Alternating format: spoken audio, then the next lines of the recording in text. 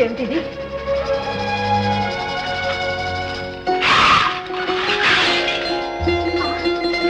ఆభరణాలు, బంగారం.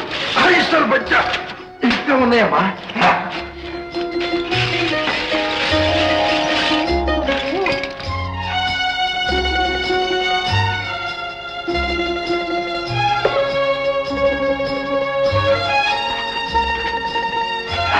చూడమ్మా చూడు, కళ్ళు ఇంకా జిగేది బట్టి చూడు.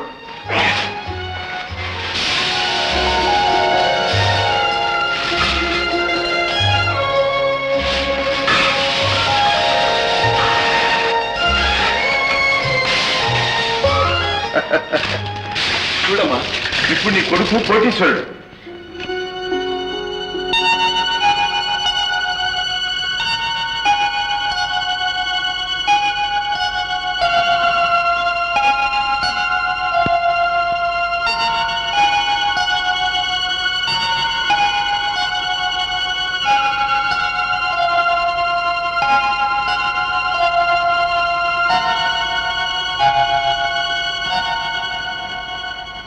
ఇలాగా మనదే. నీ చిన్నతనంలో దోపిడి దొంగలు ఊరి మీద పడ్డారు. మీ తండ్రిని చంపి నా నగలన్నీ ఒలుచుకుపోయారు. చూడు, దీని మీద మీ నాన్నగారి పేరు కూడా ఉంది. అది సరేగాని చిన్నోడా, ఇవన్నీ నీకెక్కడ దొరికాయిరా? ఆ దొంగల సొమ్మేనమ్మా. వాళ్ళు గోడ మీద పడి దోచుకున్న సొమ్మంతా ఒక గోడ దాస్తున్నారు. ఆ గుహ నాకు కట్టబడింది. ఆ దొంగలకి సంగతి తెలిస్తే ప్రాణం మీదకి వస్తుంది. అమ్మా, వాడితో పెద్ద ముఠ. మూడో వాడికి సంగతి తెలియనివ్వదు. తెలిస్తే ఆనోటా పడి ఆ దొంగలకి ఈ విషయం తెలియచ్చు.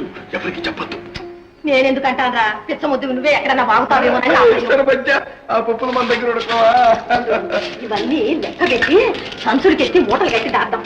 లెక్క పెట్టమైతే 3 రోజులు పడుతుందమ్మా. కొంచెం పట్టురా, కొన్ని సంచులు ఎత్తుదాం. మన ఇంట్లో కొంచెం లేదే. ఉండు, పూజని అడిగి. అసలే దేవంతకురాలు అన్ని ఆరాలు తీస్తుంది. జాగ్రత్త. ఆ మాత్రం నాకు తెలుసులేరా. ఏమో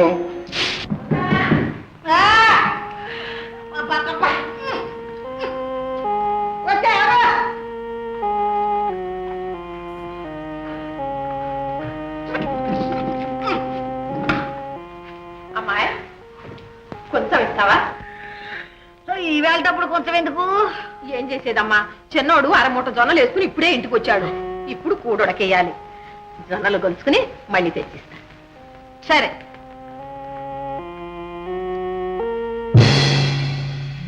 అరమూట జొన్నలు అంటూనే మడ్డి కొలవాలంటుంది ఏమిటి? ఏదో ఉండే ఉంటుంది.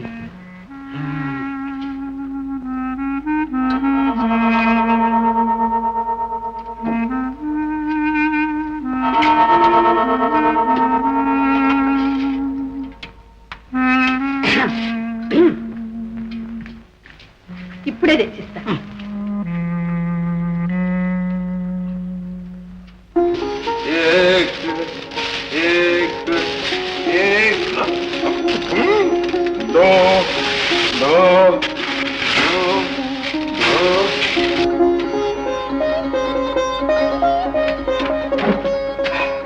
అమ్మా, ఈ గదిలో కబని రానీక. జాగ్రత్త. సరే, నువ్వు ఇక్కడే పడుకో. నేను ఈ కొంచెం ఇచ్చేసి వస్తాను. ఎక్కడ పడుకోవటమా? దాని మీద పడుకుంటాను. అది తప్పురా.